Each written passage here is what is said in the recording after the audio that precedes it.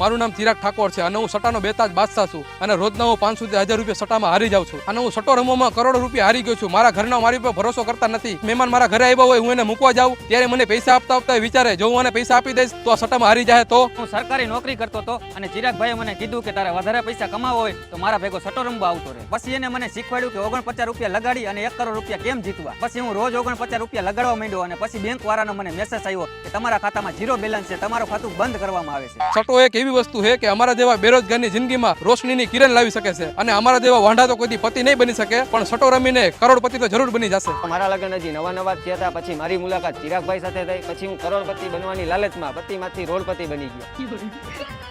અને મારું એવું એક સપનું છે કે ગુજરાતમાં જેટલા લોકો વ્યાજે પૈસા દે છે એ બધા પાસેથી વ્યાજે પૈસા લઈ લઉં અને બધા પૈસા હું સટ્ટામાં નાખી દઉં અને જો હું સટ્ટામાં જીતી જાઉં તો આ દેશ મૂકીને બીજા દેશમાં રહેવા વયો જઈશ અને જો હારી જાઉં ને તો જેની પાસે મેં પૈસા લીધા બધા ઉપર કેસ કરી નાખીશ એટલે પોલીસ વાળા એ લોકોની લીંડી કાઢી નાખશે.